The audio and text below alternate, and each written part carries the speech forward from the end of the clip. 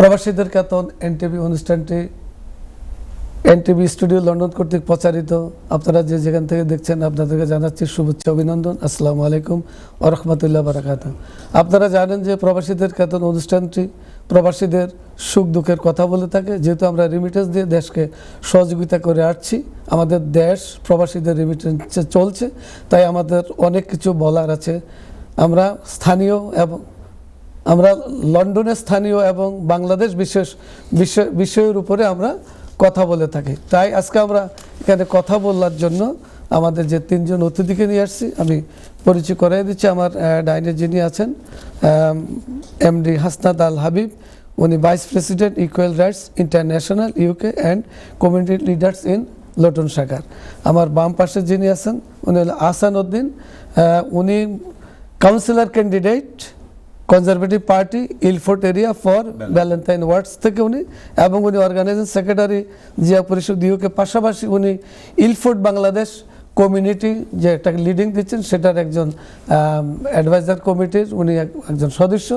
উনি অনেক কাজ করে কমিউনিটির ডেভেলপ করার জন্য চেষ্টা করে যাচ্ছেন। তার আলোকে উনি এবার কনজারভেটিভ পার্টির থেকে নির্বাচন করছেন। এর পাশাপাশি আমাদের আরেকজন আসবেন, দেরি হচ্ছে যদিও আমরা পরিচয় করাই দিব। তারপর আমাদের অনলাইনে যিনি আছেন তিনি আপনারা জানেন যে স্পেনের যে রমিজউদ্দিন ভাই, উনি general secretary, ex general secretary ভালিয়েন্তে, বাংলা একটা সংগঠন আছে, এটা নিয়ে উনি অনেক দিন ধরে কাজ করছেন স্পেন প্রবাসী বাংলাদেশিদেরকে সেটেল করার জন্য। অর্থাৎ আমরা যে একটা স্প্যানিশ ভাষা বলি সিন পাপেল, যাতে কোনো কাগজ নেই। উনি সে 2006 সাল থেকে এটা নিয়ে ওনার সাথে একজন হিউম্যান রাইটসের ওয়ার্কার হিসাবে কাজ করছেন লং টাইম। তাই ওনার থেকে আজকে আমরা শুনতে চাইব স্পেনে যে সমস্যাটা চলছে সে বিষয়ের উপরে। যে আমরা আমাদের আরেকজন অতিথি রাস্তায় আটকা পড়ে আছেন, আমাদের মোহাম্মদ ইব্রাহিম মিয়া, উনি councillor candidate conservative party এলিং and south হল এবং সেক্রেটারি জেনারেল বাংলাদেশ কৃষক দল ইউকে শাখার, এবং উনি বিবাড়িয়া ন্যাশনালিস্ট ফোরামের প্রেসিডেন্ট। ওনার থেকে আমরা কথা শুনবো, উনি রাস্তায় আসলে এসে বুঝবে। ধন্যবাদ। আমরা আমাদের আলোচনায় ফিরে যাচ্ছি। আমি সর্বপ্রথমে আমাদের যিনি আমার ডাইনে আজকে আছেন হাবিব ভাই, আপনার নিকট আমার প্রথম প্রশ্ন হলো যে আমরা বাংলাদেশ নিয়ে আপনার কাছে জানতে চাই যে নির্বাচনের সরকার 2 মাস হতে চললো, জনাব তারেক রহমান প্রধানমন্ত্রী হয়েছেন, ওনার নেতৃত্বে বিএনপি সরকারের ফার্মপন্স আপনি কীভাবে মূল্যায়ন করছেন? থ্যাংক ইউ জলিল ভাই। জি, আজকে আমার অনুষ্ঠানে আমন্ত্রণ জানানোর জন্য এবং এনটিভি পরিবারকে জানাই শুভেচ্ছা এবং ধন্যবাদ, মোবারকবাদ, এবং আপনাদের দর্শকের প্রতি রইল আমার শুভকামনা। তো যে কোশ্চেনটা করছেন, সরকার তো আসলো মাত্র 2 মাস হলো। তো 2 মাসের মাথায় সরকার সম্বন্ধে কোনো একটা কনক্লুশন ড্র করাটা মনে হয় না সঠিক হবে। আমার মতে সরকারকে আরও কিছু সময় দেওয়া উচিত, যে সেটা হতে পারে 6 মাস, হতে পারে 1 বছর। দেন আমরা যে একটা অ্যানালাইজ করতে পারবো যে এই 6 মাসে সরকার এতদূর আগাইছে যে রেস্ট অফ দ্য টাইম সরকার এতটুকু করতে পারে। হ্যাঁ, মাত্র 2 মাস হলো। তো এখনই কোনো কনক্লুশন ড্র করার পক্ষপাতে আমি নই। নাম্বার 2, বাংলাদেশে যে সরকার যে পরিবর্তন হয় সাধারণত একটা টালমেটাল অবস্থা কিন্তু সাধারণত থাকে। তো এই সরকার কিন্তু একটা নর্মাল পিসফুল সিচুয়েশনে ট্রানজিশনটা হয় নাই। তো একটা বিপ্লব সংগঠিত হয়ে গেছে। বিপ্লবের যে পূর্ব অবস্থায় যে কিছু ঘটনা আমাদের যদি মনে থাকে আর কি, আপনি দেখবেন যে ব্যাঙ্কগুলোতে মানুষ 5,000 টাকা উঠাইতে পারে নাই, এরকম একটা সিরিয়াস অবস্থা সৃষ্টি হয়েছিল। ধরতে পারেন বাংলাদেশের দেশটাকে একটা সিরিয়াস মুমূর্ষু রোগী হিসেবে আপনি ধরতে পারেন, ক্যান্সারের রুগী আর কি। তো একে ইন্টারিম গভর্নমেন্ট অপারেশন থিয়েটারে ডাইরেক্ট নিয়ে যায়। সে অপারেশন করার পর বাংলাদেশ নামক এই রুগীটাকে এখন আপনি ওয়ার্ডে তাকে নিয়ে যাওয়া হয়েছে, কিন্তু হসপিটাল থেকে রিলিজ করে তাকে বাসায় পাঠানো হয় নাই। দেয়ারফর এই গভর্নমেন্টটা একটা নির্বাচিত সরকার অবশ্যই, পাশাপাশি একটা ট্রানজিশনাল গভর্নমেন্টের রোলটা তাকে প্লে করতে হবে। সমর্থন নেই তারা ক্ষমতায় আসছে। হ্যাঁ, এটা হ্যাঁ, যদিও বিপুল জনসমর্থন তিনি নিয়ে আসছেন, যে সেটা যেমন সত্য, তবে আমাদের জনগণ যারা আছেন, সাংবাদিক যারা আছেন, সিভিল সোসাইটি যারা আছেন, তারা প্রত্যেকেই সরকারের প্রতি ওয়াচডগের ভূমিকা পালন করতে হবে। সরকারকে সবসময় আপনার প্রশ্নের ভিতরে রাখতে হবে, জবাবদিহিতার মধ্যে রাখতে হবে। ইভেন সরকারকে এই ফিল্ডটা অলওয়েজ দিতে হবে, দেখেন আমরা জনগণ, আমরা এই দেশের মালিক। আপনারা যারা আসছেন প্রশাসনে বা সরকার যারা আসছেন, তারা আপনার রাষ্ট্রের মালিক নন, তারা একটা খণ্ডকালীন সময়ের জন্য আপনার রাষ্ট্রকে পরিচালনা করতে আসছেন। আর আমরা জনগণ আপনাদেরকে এখানে জোরপূর্বক পাঠাই নাই, আপনার স্বইচ্ছায় আমাদের কাছে আসছেন, ভোট চাইছেন, দেশ সেবা করার সুযোগ চাইছেন। আপনাকে আমরা ভোটটা দিল, আমরা সুযোগ দিছি সংবিধান সংশোধনের জন্য। এই ব্যাপারে আপনার মতামতটা কি? এটা হলো যে সংবিধান পরিবর্তন করে যে জনগণের ম্যান্ডেট যেটা পরিবর্তন করার জন্য, ওই যে আপনি গণভোটের কথাই বলতে চাচ্ছেন, গণভোটের বিষয়টা হলো মূলত যদি আমি একটু হার্ড লাইনে কিছু বলতে চাই, সেটা হলো যে এই সংসদে এখন এই মুহূর্তে কারা আছে? বিএনপি। হ্যাঁ, এই বিএনপি জামাত এরা তো এই মুহূর্তে এখানে থাকার কথা না। আওয়ামী লীগের দৃষ্টিতে একটা হলো স্বাধীনতা বিরোধী, আওয়ামী লীগের দৃষ্টিতে আর একটা সরকারে যে আছে এটা হলো সারা দেশব্যাপী ওই সিরিজ হামলা করা একটা সন্ত্রাসী গ্রুপ আওয়ামী লীগের দৃষ্টিতে। তো এরা এখানে কি করে?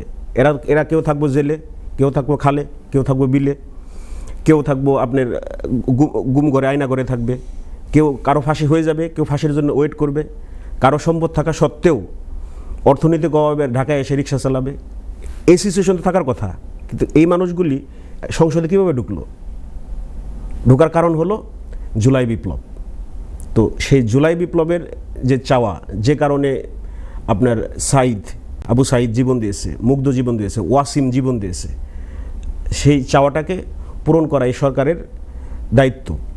আর জুলাই বিপ্লবকে যদি আপনি মাইনাস করেন তাহলে এই সরকার বিরোধী দল এরা কেউই থাকে না, কারো কোনো অস্তিত্ব থাকে না। তো সেটাকে আমি বিশ্বাস করি সরকার এবং বিরোধী দল সবাই এটাকে ধারণ করে এবং পর্যায়ক্রমে এটা তারা বাস্তবায়ন করবে তার সুবিধা মতো। হ্যাঁ, তো যেহেতু সরকার মাত্র 2 মাস, তো এখনই এত ফ্রাস্ট্রেট হওয়ার কিছু নাই। ধন্যবাদ, থ্যাংক ইউ। এবার আমরা জনাব মানিক সাহেব, আসানুদ্দিন মানিক সাহেব, আপনি তো কনজারভেটিভ পার্টি থেকে একজন ক্যান্ডিডেট হয়ে অর্থাৎ নমিনেশন নিয়েছেন ইলফোর্ট এরিয়ার ভ্যালেন্টাইন জাই ওয়ার্ড থেকে আপনি। আচ্ছা, আপনাদের ভিশন কি, প্ল্যান কি জনগণের জন্য? ধন্যবাদ। বিসমিল্লাহির রহমানির রহিম। আমি সর্বপ্রথমে ধন্যবাদ জ্ঞাপন করছি আজকের এই প্রবাসী কেতন অনুষ্ঠান থেকে আমাদের বিজ্ঞ উপস্থাপক জলিল খানকে, এবং বিশেষ করে আজকের এই এনটিভি স্টুডিও, এনটিভির সিও ম্যাডাম সাবরিনা আপাকে, এবং এনটিভির ইনসাইড যারা কার্যক্রম করতেছেন সবাইকে অশেষ ধন্যবাদ। এবং আজকের এই প্রোগ্রাম যারা দেখছেন বা পরে দেখবেন আপনাদেরকেও ধন্যবাদ। এবং বাংলাদেশ এখন পয়লা বৈশাখ চলছে, তাই সবাইকে বৈশাখীর শুভেচ্ছা, শুভ নববর্ষ। জি, আমাকে প্রশ্ন করেছেন, আমি কনজারভেটিভ পার্টির পক্ষ হইতে আমি ভ্যালেন্টাইন ওয়ার্ডের প্রতিনিধি করছি। 7ই মে আমাদের ভোট অনুষ্ঠিত হবে। তো আমি প্রথমে আমাদের বাংলাদেশি কমিউনিটির এবং আমার ওয়ার্ডের মধ্যে যারা বিভিন্ন দেশের লোকজন আছেন, আমাদের যারা ভোটার আছেন, সবাইকে আমি রিকোয়েস্ট করব আমাকে ফেভার করার জন্য, আমাকে সাপোর্ট করার জন্য। আপনি এই যে Bangladeshi community, British Bangladeshi community, এইটা এদের জন্য আপনাদের কি প্ল্যানগুলি, কি আপনি পাস করলে কি করতে চান? Thank you. জলিল ভাই আমাকে প্রশ্ন করছে আমি যদি কাউন্সিলর হই আমি কি করতে চাই। তো আমি অ্যাকচুয়ালি দেশের পলিটিক্সের সাথে জড়িত ছিলাম না, কিন্তু আমাদের আমাদের কমিউনিটির লোকজনের সবার চাওয়া যে আপনি এখানে কাউন্সিলর প্রতিনিধিত্ব করেন, আমরা আপনার সাথে আছি। কারণ হচ্ছে বিশ্বের বিভিন্ন দেশে এখন আমরা দেখতে পাচ্ছি যে আমেরিকা ইরানের যুদ্ধ বিধ্বস্ত এবং সারা বিশ্বের মধ্যে একটা হাহাকারের মতন লেগে আছে। তো সেই পরিপ্রেক্ষিতে আমাদেরকে সবাই রিকোয়েস্ট করা হয়েছে যে এই পরিস্থিতিতে আপনি আমাদের প্রতিনিধি করেন, সেই মোতাবেক আমি এসেছি। আর আমাদের পার্টি এবং আমাদের কমিটমেন্ট যে আমরা যারা প্রতিনিধি আছি, আমরা যদি পাশ করতে পারি আমাদের এলাকার যত রাস্তা ঘাট সব কিছু আমরা সুন্দরভাবে মেক করার জন্য এবং নিট অ্যান্ড ক্লিন রাখার জন্য প্রতিশ্রুতিবদ্ধ। এবং পাশাপাশি অ্যান্টি বিহেভ, যে আউটসাইড রাস্তার মধ্যে বা বাসার মধ্যে যে কোনো জায়গায় যে মানুষ রুট হয় বা অ্যান্টি বিহেভার এবং রাস্তার মধ্যে কিছু ড্রাগিস্ট থাকে বা খারাপ লোক থাকে, ব্যাড পিপল থাকে, ওদের দেখে অনেকে ভয় পায়। এই জিনিসগুলো যাতে না হয় সেই মোতাবেক আমি কার্যক্রম করার জন্য পদক্ষেপ নিচ্ছি। এবং পাশাপাশি জনগণের চাওয়া, এখন যারা সরকার আছে ইংল্যান্ডের মধ্যে লেবার, ওনারা আমাদের কাউন্সিল ট্যাক্স অনেক ঊর্ধ্ব করে নিচ্ছে, অনেকে এটার ব্যাপারে আমাদের কমপ্লেন দিচ্ছে। তা আমরা এই ব্যাপারে প্রতিজ্ঞাবদ্ধ যে আমরা যদি সামনে ইনশাল্লাহ কিছু করতে পারি, তো আমরা কাউন্সিল ট্যাক্সটাকে কমিয়ে আনার জন্য চেষ্টা করব। এটা আমাদের পার্টি থেকে প্রতিশ্রুতি আর কি। আমরা এবার যাচ্ছি আমাদের স্পেন থেকে রমেশ ভাই আছেন লাইনে? রমেশ ভাই শুনতে পাচ্ছেন? হ্যালো রমেশ ভাই, আপনাকে আমরা শুনতে পাচ্ছি। আপনার সাউন্ড বন্ধ। আরে ভাই, সাউন্ড বন্ধ কেন? আপনার ওই যে মাইক মিউট যেখানে আছে ওখানে টাচ করেন। হ্যালো, হ্যাঁ হ্যাঁ হ্যাঁ, আপনি আমাদের ঠিক আছে, এখন ঠিক আছে। আপনি রমেশ ভাই ভালো আছেন? রমেশ উদ্দিন স্পেন থেকে, সেক্রেটারি জেনারেল ভালিয়ান্তে বাংলা সংগঠনের মানবাধিকার কর্মী এবং স্পেন বিএনপি সেক্রেটারি জেনারেল। বর্তমানে যে স্পেনে যে আপনার লিগ্যালাইজেশন প্রক্রিয়াটা চলছে, সেখানে বাংলাদেশিদের যে যারা সিন পাপেল, তাদের পরিস্থিতি কি এবং প্রক্রিয়াটা কি, এবং সরকার বাংলাদেশ দূতাবাস কি করছে, সেখানে সহযোগিতা করছে কিনা জানতে চাই আপনি। হ্যালো রমেশ ভাই, জি কি বলেন? আপনাকে প্রশ্ন করছি, আপনি বলেন, কথা বলেন। ওকে, শুনতে পাচ্ছেন? হ্যাঁ শুনতে পাচ্ছি, বলেন। জি, সম্মানিত আজকে উপস্থাপক আমার ভাই, কলামিস্ট এবং সামাজিক ব্যক্তিত্ব জনাব আব্দুল জলিল খান ভাই, এখানে উপস্থিত আছেন আমাদের দুইজন। রমেশ ভাই, আপনি একটু পিছিয়ে নেবেন, আপনার মিডল এবার ঠিক আছে, এইভাবে বলেন। হ্যাঁ বলেন। উপস্থাপক আমাদের সাংবাদিক জলিল ভাই, এখানে আমাদের দুইজন অতিথি আছেন, আমি ধন্যবাদ জানাই আমার ব্যক্তিগত পক্ষ থেকে এবং আমার এই মানবাধিকার সংগঠনের পক্ষ থেকে। আমি ধন্যবাদ জানাই আপনাদের অতিথিবৃন্দকে, আমি জানাই আমাদের সাবিনা আপাকে, যার মাধ্যমে আজকে আমি এই প্রোগ্রামে জয়েন হতে পাইছি, সেটাই আমি ধন্যবাদ জানাই আমাদের এনটিভির পরিবারের সর্বস্তরের কর্মকর্তাকে।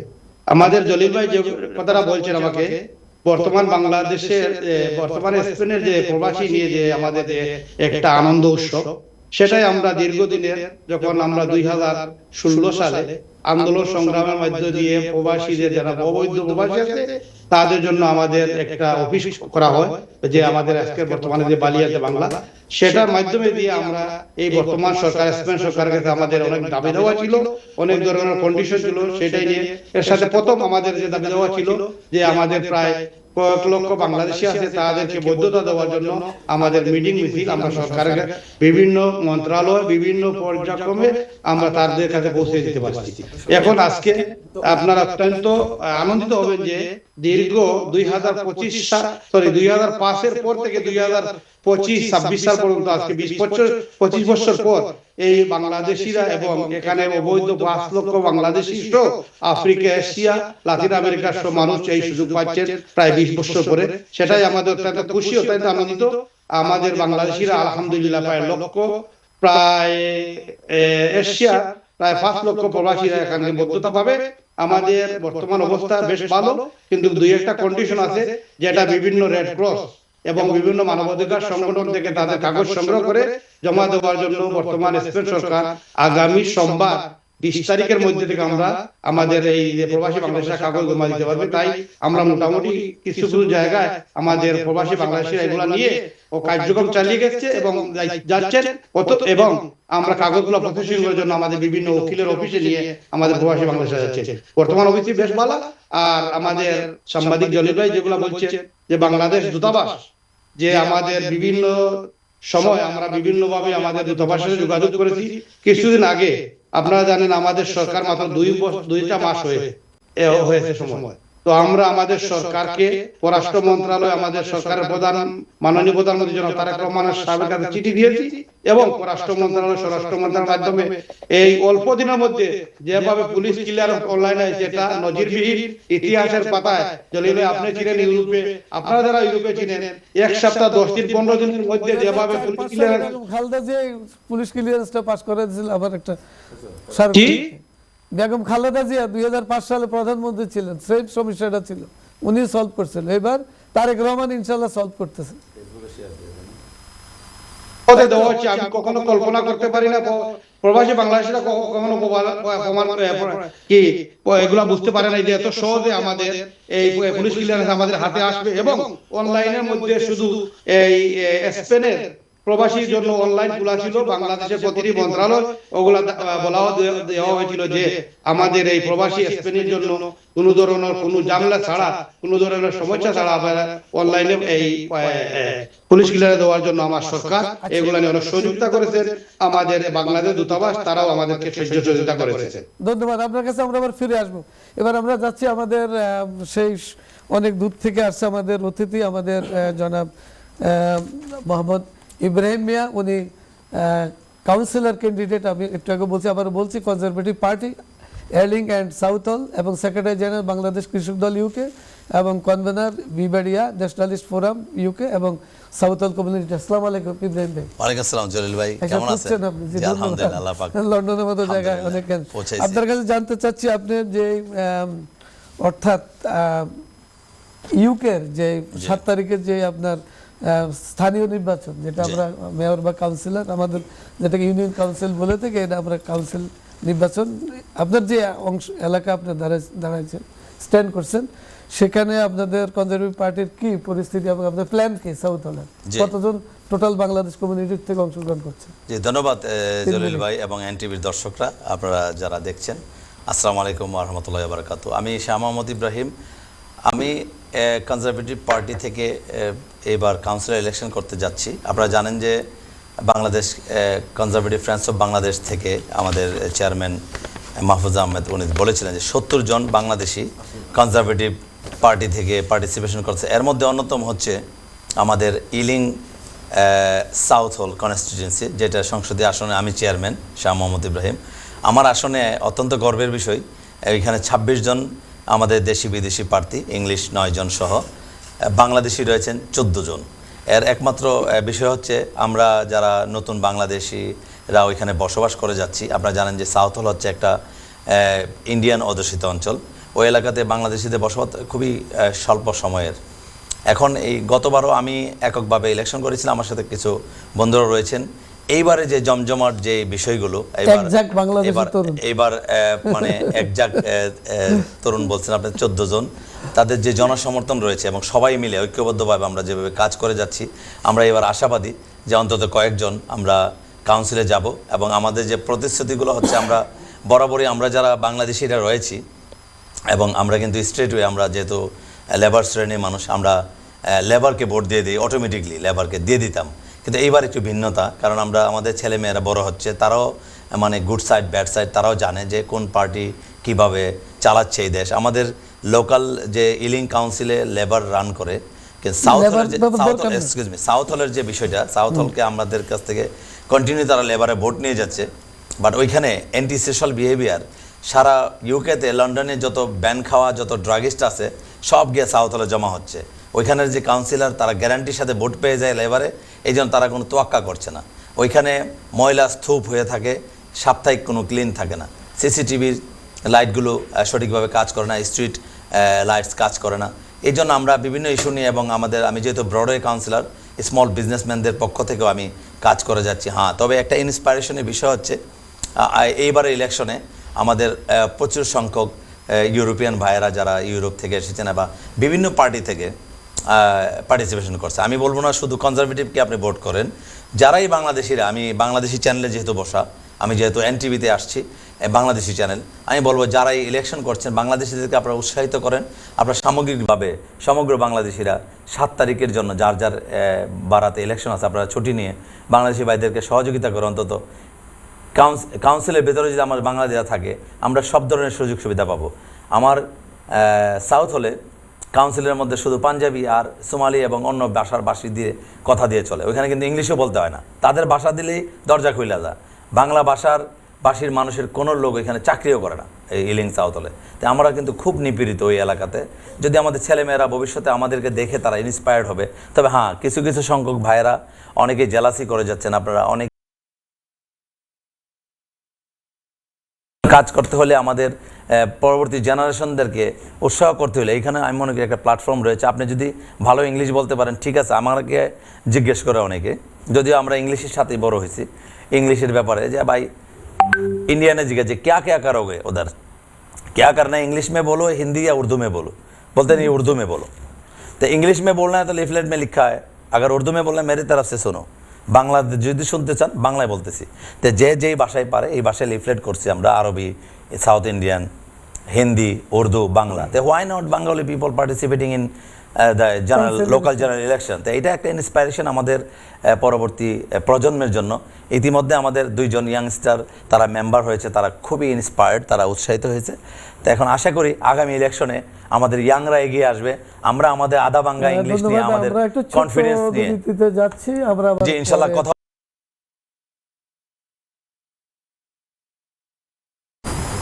ধন্যবাদ, ধন্যবাদ আমাদের সাথে থাকার জন্য। আমরা যাচ্ছি আমাদের হাবিব ভাই আপনার কাছে প্রশ্ন। জাতীয় সংসদে গুম ও মানবাধিকার অধ্যাদেশ বাতিল এবং 2009-এর মানবাধিকার বিষয়ক আইন পুনর্বহাল রাখা হয়েছে, বিষয়টি নিয়ে আপনার মূল্যায়ন কি? ধন্যবাদ জরিল ভাই। জি, যে 2009-এর যে আইনটা সেটাকে মানে রিইনস্টল করা হলো, তো আমি মনে করি এখানে ইন্টারন্যাশনাল স্ট্যান্ডার্ডে যদি ধরি সেখানে অনেকটা মানে এখানে ঘাটতি রয়েছে এই আইনের। সেটা হলো যদি আমি ফরমেশনের দিকে যাই, ইন্টারন্যাশনাল স্ট্যান্ডার্ড যেটা সেটা হলো এটা হবে স্বাধীন এবং সকলের সেখানে সম্পৃক্ততা থাকবে, অংশগ্রহণ থাকবে। কিন্তু এখানে যে আইনে যেটা আছে 2009-এর যে আইনটা ছিল যেটাই মানে রিইনস্টল করা হলো, ওখানে সরকারের একটা হস্তক্ষেপ থাকবে। তারপরে ইন্টারন্যাশনাল স্ট্যান্ডার্ড যেটা সেটা হলো ওই কমিশনের এই ক্ষমতা থাকবে যে কাউকে যখন তখন তলব করতে পারবে মানে অভিযোগের ভিত্তিতে, এবং তাকে জিজ্ঞাসাবাদও করতে পারবে এবং প্রয়োজনীয় যে আলামতগুলো এগুলো জব্দ করার ক্ষমতা তাদের থাকবে সেখানে। কিন্তু এখানে আইনের ভিতরে যেটা আছে যেটা পাশ হলো সেখানে কিন্তু সীমাবদ্ধতা রয়েছে। আর একটা বিষয় হলো আইন শৃঙ্খলা, মেইন যেটা আইন শৃঙ্খলা বাহিনী, আইন শৃঙ্খলা বাহিনীতে যদি কেউ কোনো অপরাধের সাথে মানে যুক্ত হয়, সেই অভিযোগটা যদি আসে সেক্ষেত্রে ইন্টারন্যাশনাল স্ট্যান্ডার্ড যেটা সেটা হলো যে তাকে তারা তলব করতে পারবে, সরাসরি জিজ্ঞাসাবাদ করতে পারবে এবং তদন্তও তারা করতে পারবে। কিন্তু আইন যেটা এখানে হলো যে আপনার পুলিশের মিস্টার XYZ তারা কোনো অন্যায় করছে, তাদের এগেনস্টে অভিযোগ আসছে, তো পুলিশকে আবার বলবে যে আপনি তদন্ত করেন। এখন পুলিশ সিটিং যে পুলিশ প্রধান তিনি যদি মানে অন্যায়ের সাথে জড়িত হয়ে যান তাহলে তো আপনি এটা পারবেন না। DGF এর প্রধান যদি নিজেই জড়িত হয়ে যায় তাহলে তো তার এগেনস্টে রিপোর্ট করাটা মুশকিল হয়ে যাবে। ধন্যবাদ, আমরা বুঝতে পারছি আপনার কথা। এই যে আমাদের এখানে যে এবার যে কাউন্সিল যে নির্বাচনটা হচ্ছে, যে বিভিন্ন আপনার পার্টির থেকে লেবার, কনজারভেটিভ, ইউকে রিফর্ম, আমাদের ইব্রাহিম ভাই যে কথাটা বললো যে এই বছর বাংলাদেশি আমাদের ব্রিটিশ বাংলাদেশিদের মাঝে একটা ইন্সপিরেশন আসছে যে এখানকার রাজনীতিতে ইনভলভ করতে যাচ্ছে। আপনাদের এই ইয়েতে লোটন থেকে কি অবস্থা সেখানে? এক্ষেত্রে আমাদের বাংলাদেশি কমিউনিটি যদি কম্পেয়ার টু আদার্স, আপনার আমাদের পাশে যে ভারত আছে, ইভেন পাকিস্তান, তাদের তুলনায় কিন্তু আমরা অনেকটা পিছিয়ে আছি, অনেকটা আমাদের পার্টিসিপেশন অনেকটা আমরা পিছিয়ে আছি। তো এখন নতুন করে যে মানুষের ভিতরে একটা ইন্সপাইরেশন শুরু হয়েছে, তারা স্টেপ ইন করছেন, তো আমি এটাকে পজিটিভলি দেখছি। তো তবে আমাদের এবার আগায় আসতে হবে। তো এখানে আপনার জয় পরাজয় সেটা ভিন্ন বিষয়। তো যদি এই লেগেসিটা যদি কন্টিনিউ হয় তাহলে ভবিষ্যৎ পরবর্তী প্রজন্ম তারাও উৎসাহিত হবে এবং আমরা মেয়রও যেতে পারি। এইটা কাউন্সিলর হলেই তো আপনার মেয়রের একটা সম্ভাবনা থাকে, সেক্ষেত্রে তাদের যে স্টেপিংটা এটাকে আমি স্বাগত জানাই, খুবই পজিটিভলি নিচ্ছি। Thank you. যাচ্ছে জনাব আহসানউদ্দিন সাহেব, আপনার এই যে আপনাদের যে প্ল্যানের মধ্যে আমরা দেখতে পেলাম যে বর্তমানে যে এন্টি সোশ্যাল বিহেভিয়ারই হচ্ছে, বিশেষ করে জিপির আপনার অ্যাপয়েন্টমেন্ট যখন নিতে যায় সেখানেও অনেক সময় এই ব্যাপারে আপনার কি? থ্যাংক ইউ জলিল ভাই। জি প্রথমে আমি বলবো, জি। বাংলায় বলেছি, আবার ইংলিশে বলতে চাই স্টুডিও থেকে। Hi, I am Ahsanuddin. I represent in the conservative party জি of the Valentine Ward জি। during the election held on the 7 May. I need your full support, community Bangladeshi. আমার বিজ্ঞ বড় ভাই সাউথ হল থেকে ক্যান্ডিডেট ভাই বলেছে আমাদের স্টুডিওর মধ্যে যে আমরা আনন্দিত হওয়ার দরকার এবং বাংলাদেশি কমিউনিটি উৎসাহিত হওয়ার দরকার। কে কোন দল থেকে কাউন্সিলর বা কমিশনারে নেতৃত্ব দিচ্ছে এটা দেখার বিষয় না। আমরা দেখব অ্যাজ এ বাংলাদেশি, আমরা বাংলাদেশের মান অক্ষুণ্ণ রাখতে পেরেছি এই লন্ডনের বুকে। এটা যাতে আমরা সবাই বাংলাদেশি কমিউনিটির লোকজন আছি, পাশাপাশি সবাইকে আমি অনুরোধ করব যে সাপোর্ট বাংলাদেশি ক্যান্ডিডেট, বিকজ আমরা বাংলাদেশি সাপোর্ট ক্যান্ডিডেট করলে আমাদের ফিউচারের প্রজন্মের সন্তানরা এই সাপোর্টে এদিক দিয়ে ইনভলভ হবে এবং আমাদের দেশ এবং আমাদের লন্ডনের মধ্যে আমাদের কমিউনিটির লোকজন অনেক উপকৃত হবে। তো আমাকে জলিল ভাই বলেছে যে আমাদের পার্টি থেকে যদি আমরা উইন হতে পারি, আমাদের কি প্রতিশ্রুতি, আমাদের প্রতিশ্রুতির মধ্যে একটি হচ্ছে, যেটা অ্যাকচুয়ালি বিশেষ করে আমি প্রতিশ্রুতি দিয়েছি, দ্য অ্যান্টি বিহেভিয়ার, যে রাস্তার মধ্যে বা দোকানপাটে ব্যবসা বাণিজ্যে অসংখ্য মানুষ রুট এবং অনেক মানুষকে ক্ষতি করার জন্য বা ইচ্ছাকৃতভাবে অনিচ্ছাকৃতভাবে অনেক ঝামেলা জর্জরিত হয়, পিক পকেটিং হয়, পিকপকেটিং হয়, ছিনতাই হয় বা যাই হোক। তো এইসব জিনিসগুলো যাতে না হয় সমাজের মধ্যে, আমাদের কমিউনিটির মধ্যে, আমরা এটা দেখব। আর পাশাপাশি জিপির কথা বলেছেন, জিপির সার্ভিস বিভিন্ন লোকজন আমাদের কাছে কমপ্লেন করে জিপির সার্ভিস ভালো করে দেওয়া হচ্ছে না। আমরা চাই জিপির সার্ভিসগুলো যাতে পরিপূর্ণভাবে কমিউনিটির সবাই লোকজন নিতে পারে, সেই দিক দিয়ে আমরা সচেতন করব। এবং পাশাপাশি আমরা বলেছি যে আমাদের রাস্তাঘাট উন্নত এবং পাশাপাশি আমরা আরো উন্নত করতে চাই, আরো সেফটি করতে চাই এবং নিট এন্ড ক্লিন রাখতে চাই। ময়লা ফেলার সময় কিন্তু অনেকে আমাদের বাংলাদেশে ভুল করে, এই ব্যাপারে আমরা একটু ময়লা ফেলার জন্য ভুল করে, কারণ হচ্ছে আমরা অভ্যাসের দাস। আমরা বাংলাদেশ থেকে এসেছি, আমরা অনেক সময় অনেক কিছু বুঝি না, অনেকে সচেতন না। তো এখানে আমাদের এই জায়গার সিস্টেম হচ্ছে, আমরা যদি কোনো ময়লা বা সিগারেট রাস্তায় থ্রু করি, আমাদের কাউন্সিল থেকে ফাইন অফিসার আছে, ওরা ক্যামেরায় রেকর্ড করে ফাইন করে। তো ফাইন দিয়ে কিন্তু আমরা এটা সংশোধন করতে পারছি না। আমরা চাই আমাদের কমিউনিটির লোকজনকে সচেতনতা করতে। নির্দিষ্ট স্থানে জি, আমরা যদি সচেতন হই তাহলে সবকিছু সুন্দরভাবে ক্লিন রাখা এবং সুন্দর রাখা সম্ভব। ধন্যবাদ। Thank you. এবার আমরা যাচ্ছি আমাদের ইব্রাহিম ভাই, আপনার যে বাকি আর কথা ছিল সেখান থেকে আমরা শুনতে চাই। স্টার্টিং এলিংহাম সাউথ হল থেকে আমাদের যারা নির্বাচন করছেন, আপনার পার্টির মেমোরেন্ডাম আরো একটু আপনি ব্রডলি বলুন। ধন্যবাদ জলিল ভাই আমাকে আরেকবার সুযোগ দেওয়ার জন্য। যে আমার মানিক ভাই যে জিনিসটা বলতেছিল যে কিছু ইস্যু নিয়ে আমরা লোকাল একটা ম্যানিফেস্টো রয়েছে আমাদের, আমরা কাজ করে যাচ্ছি। এটা ইশতেহার হচ্ছে নির্বাচনী ইশতেহার। আমাদের টিভি সেটে যে বিষয়টা, আমরা যেহেতু বাংলাদেশি সেট দেশে বিদেশে এবং ইউরোপে সবাই দেখছেন, ফেসবুকের বদলতে সারা পৃথিবী দেখছেন। আমি রিকোয়েস্ট করব উৎসাহ উদ্দীপনার মাধ্যমে 7ই মে যে ইলেকশন হবে, এই ইলেকশনে বাংলাদেশিদেরকে সাপোর্ট করুন। কেননা আমরা যেই জায়গাতে থাকি সাউথ হলে, ইলিং সাউথ হলে, এখানে ইন্ডিয়ান এবং পাকিস্তানি এবং পাঞ্জাবি কমিউনিটি, তারা কিন্তু তাদের নিজস্ব বলয়ের মধ্যে তারা ভোট প্রদান করে। তারা কিন্তু আমাদেরকে ভোট দেবে কিনা সন্দেহ। তো সেই সুবাদে ওয়াই নট আস, আমরা কেন বাংলাদেশি হয়ে বাংলাদেশিদেরকে ভোট দেব না? আমরা যদি আজকে দেখেন যে কোনো কারো কাছে আমরা ভোট চাইতে যাচ্ছি, সবাই আমাদেরকে উৎসাহ দিচ্ছে, পাকিস্তানি এবং ইন্ডিয়ানরাও। কেউ কিন্তু বলছে না যে আমি বাঙালিকে ভোট দেব না, কোনো পাকিস্তানি কিন্তু বলছে বাঙালিকে ভোট দেব না। আমরা এমনও বাংলাদেশি মনোভাব, বাংলাদেশি মানুষের বিদ্বেষী মনোভাব আমাদের কানে আসে। যদিও ইলেকশনের সময় আমরা সকলের ভাই ব্রাদার হিসেবে কাজ করতে চাচ্ছি। আমি আমার ব্যক্তিগত জন্য বলছি না, আপনার পছন্দ অপছন্দের ব্যক্তি থাকতে পারে। জাতীয় ইস্যুতে যেরকম আমরা যুদ্ধে ঝাঁপিয়ে পড়েছিলাম, আমরা দেশ স্বাধীন করেছি, এগুলো কিন্তু একটা যুদ্ধের মতোই একটা পার্ট অফ লাইক ওয়ার, একটা ন্যাশনাল জাতীয় ইস্যুর মতোই, যে বাঙালিরা পরিশ্রম করে যাচ্ছে, 7ই মে তারা ভোটে দাঁড়াচ্ছে, যে কোনো পার্টি থেকে বাঙালি দাঁড়াচ্ছে। আপনি দেখেন এখানে আমাদের মধ্যে অনেক ডিবেটেশন আছে, এক পার্টি থেকে বিভিন্ন পার্টি থেকে বাঙালি দাঁড়াচ্ছে, কাকে দিবেন? ওই জায়গা থেকে আপনি গিয়ে ব্যক্তিত্ব চুজ করবেন, তার কোয়ালিটি চুজ করবেন, তার পার্সোনালিটি চুজ করবেন, তার এডুকেশন লেভেল ব্যাকগ্রাউন্ড চুজ করবেন, তার এক্সপার্টিস, যে কোন বিষয়ে সে এক্সপার্ট, কতটুকু সে সাফল্য করতে পারবে, এখানে বিবেচনা করে আপনি আপনার ওয়ার্ডে আপনি প্রার্থী নির্ণয় করবেন।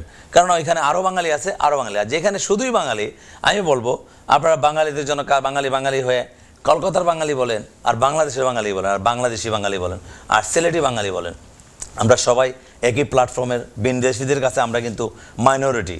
আপনি দেখেন আমাদের বসবাস বেশি দিনের না, তারপরেও আমরা কিন্তু এই মুহূর্তে আমাদের ছেলে মেয়েরা ভালো ভালো ইউনিভার্সিটিতে যাচ্ছে, কলেজে যাচ্ছে, ভালো ভালো পর্যায়ে যাচ্ছে। পলিটিক্স দিয়ে সারা পৃথিবী চলে।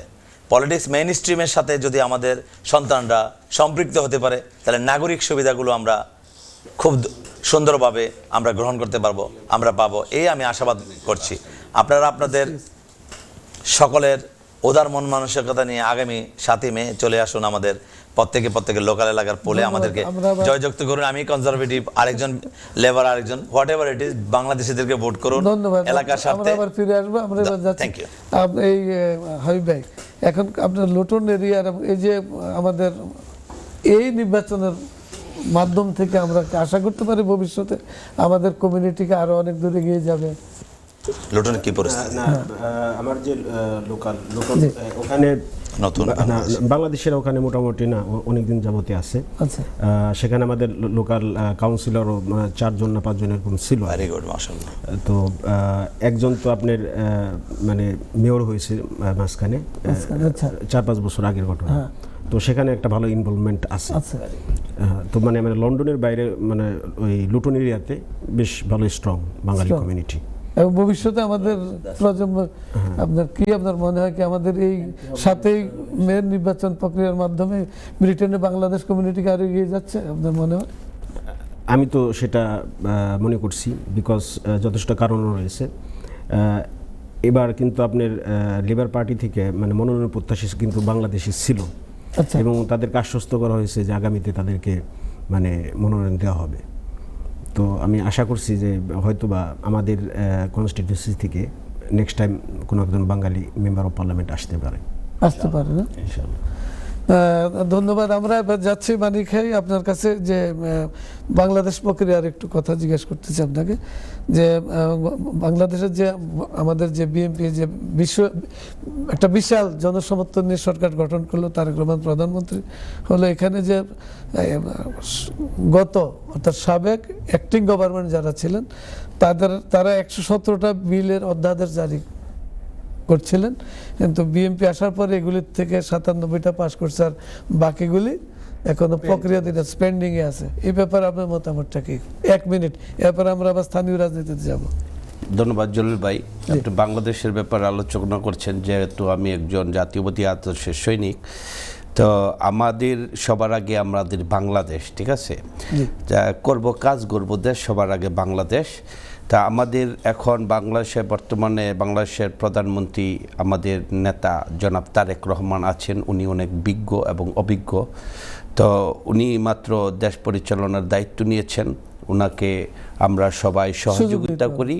এবং পাশাপাশি আপনি যে প্রশ্নটা করেছেন, জুলাই যোদ্ধারা যে আত্মত্যাগ করেছে, ওনাদের ঋণও আমরা কখনো ভুলবো না এবং ভুলার মতো নয়। ওনাদেরকে সর্বোচ্চ সম্মান দিয়ে আমরা সামনের দিকে এগিয়ে যাব, এটা আমি আশাবাদ। এবং যে অধ্যাদেশ বিলের কথা বলেছেন, 117 অধ্যাদেশ বিলের মধ্যে বিএনপি 97টা অলরেডি অধ্যাদেশ কমপ্লিট করেছে, পেন্ডিংয়ে আছে বাকি 13টা, এবং আমার জানা মতে 3টা যেটা বিএনপির সাথে মিল হচ্ছে না। তো এটা খুব বড় বিষয় নয়। বড় বিষয় হচ্ছে বিএনপি জুলাই যোদ্ধাদের পক্ষে সর্বপ্রথম সাইন করেছে বিএনপি, যে আমরা এটি চাই। এর মধ্যে জামায়াত ইসলামী ছিল, কিন্তু যারা জুলাই যোদ্ধা ছিলেন না কিন্তু অনেকেই সাইন করেন নাই। ওনারা এই ব্যাপারে অনেক আন্দোলন সংগ্রাম বা সংসদে কথা বলতেছেন। আমি আপনাদেরকেও বলবো, বিবেচনা করবেন এবং সামনে কিভাবে আমরা মিলেমিশে আমাদের দেশটাকে সুন্দর করব সেই চিন্তা ভাবনা করবেন।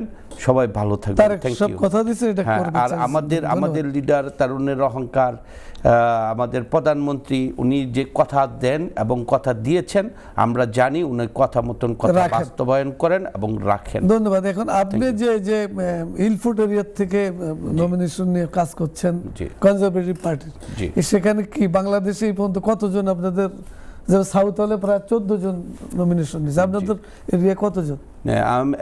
আমার জানা মতে আমার ওয়ার্ডের মধ্যে বাংলাদেশি আমি একা, তো পাশাপাশি অন্য আমার সাথে আরও দুইজন আমার কনজারভেটিভ পার্টি হইতে ইন্ডিয়ান দুইজন ভদ্রমহিলা আছে, এক হচ্ছে আনু আর একজন হচ্ছে প্রীতি।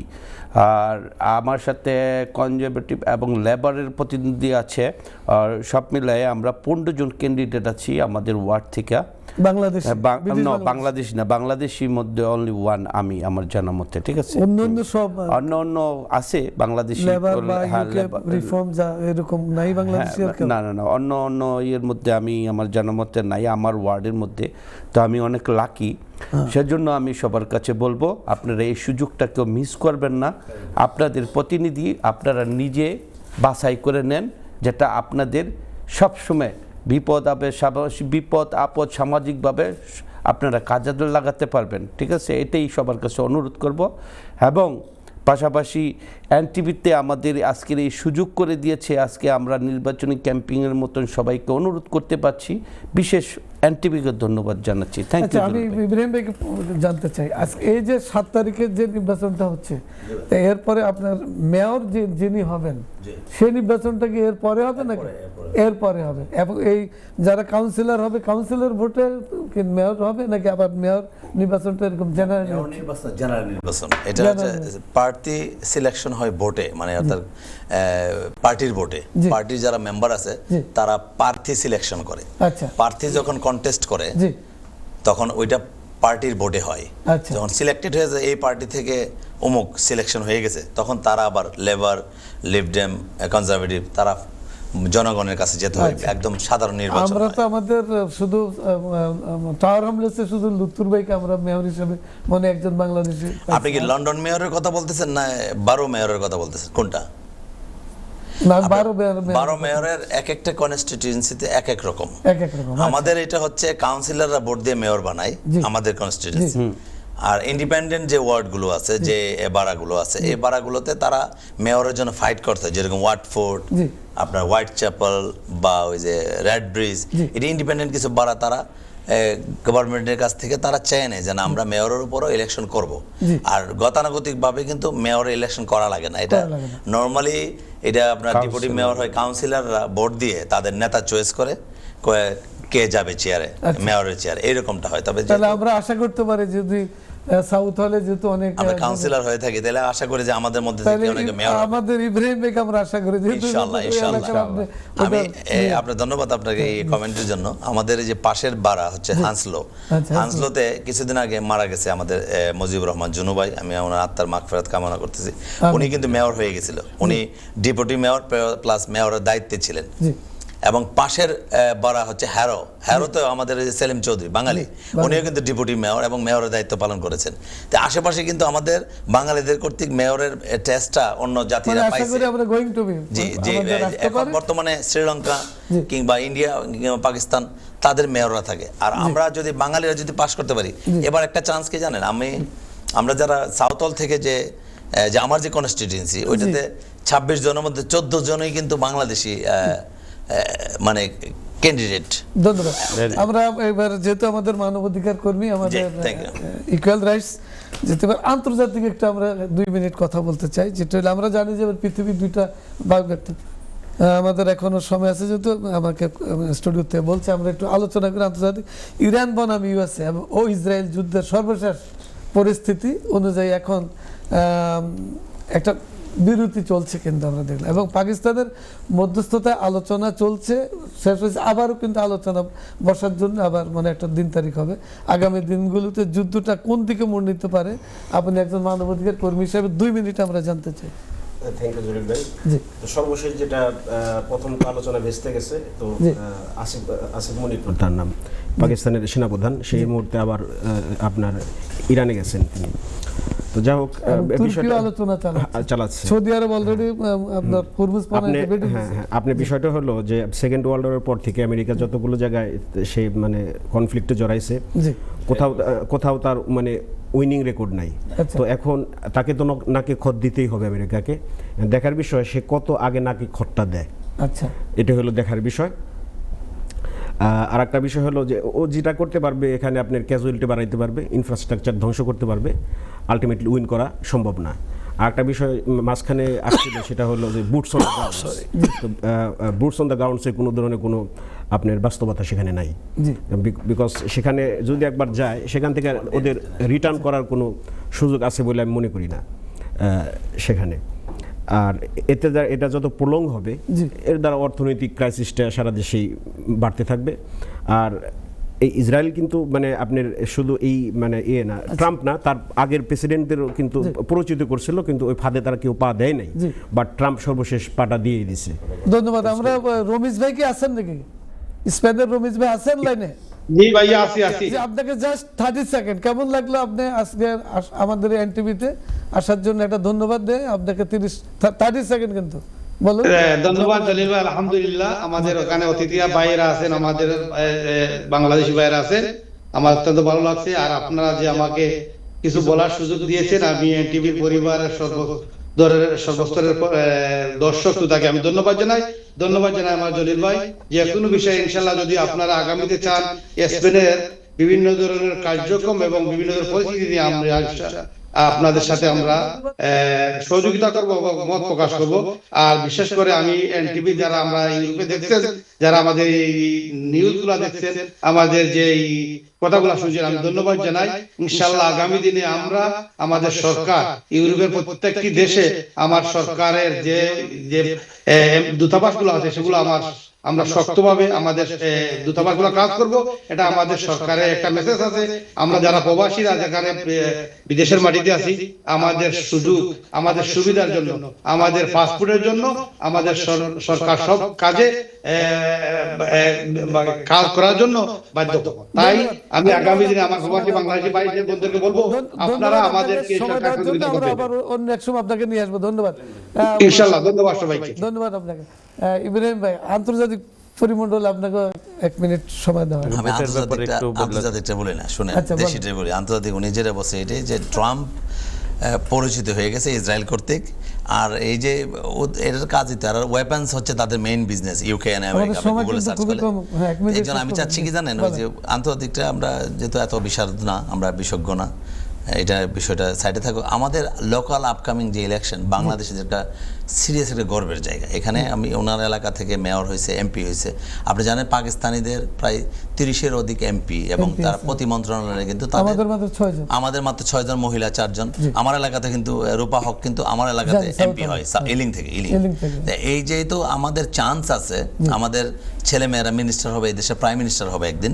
আমি আশাবাদী যে আগামী নির্বাচনে এই যে মানিক হাই, সেও দাঁড়াইছে ওই অ্যাওয়ার্ড থেকে, আরো অনেক ইনফোটে যারা আছেন আমাদের প্রার্থীদেরকে ভোট করেন, কনজারভেটিভ প্লাস অন্যান্য বাংলাদেশিদেরকে ভোট করেন। আমি আমার ওয়ার্ডে এখানে আমরা একমাত্র কনজারভেটিভ, যারা বাংলাদেশি যারা স্ট্রং লেবার আছে, তারা কিন্তু কোনো লেবারের কোনো পদে নাই। আশা করি কনজারভেটিভ ভোট দিব। সবাইকে অসংখ্য অসংখ্য ধন্যবাদ যারা দেখছেন, আপনাদের সকলের প্রতি শুভকামনা। আমি বাংলাদেশ প্রসঙ্গে যেহেতু বলছি যে সরকারি দল বিরোধী দল যারা আছেন, তারা কিন্তু আপনারা গাছের মগ ডালে বসে আছেন। আর মগ ডালটা হলো জুলাই সনদ। মগ ডালে বসে যদি ডালটা কেটে ফেলেন, ডালে কি হবে জানি না, আপনাদের অস্তিত্ব থাকবে না। প্রধানমন্ত্রী বলছে এটা উনি সমাধান করবেন ইনশাআল্লাহ। জনগণের ভোটে সরকার আসছে, মগডাল টকডাল কিছু নাই। জনগণের ভোটে সরকার আসছে, বাংলাদেশ সরকারের প্রধান তার আজকের টকশোতে এসে আপনার সাথে অনুষ্ঠানে এসে অনেক আনন্দিত, ভালো লেগেছে। আমি পাশাপাশি সর্বশেষ সবাইকে বলবো, এনটিভির যারা দর্শক আছেন এবং আমাদের কমিউনিটির লোকজন আছেন, প্লিজ সাপোর্ট করেন আমাদের বাংলাদেশিদের। ইব্রাহিম ভাইকে আপনারা সাউথ হল থেকে জয়যুক্ত করে নিয়ে আসবেন, আমরা আছি, আমাদের সাপোর্ট করেন। সম্মানিত অতিথি, আপনাদেরকে ধন্যবাদ জানাচ্ছি, আমাদের সময় দেওয়ার জন্য আমি ধন্যবাদ জানাচ্ছি শ্রোতাবিন্দুদেরকে। এবং যারা আজকে Bangladeshi community, British Bangladesh community যারা এই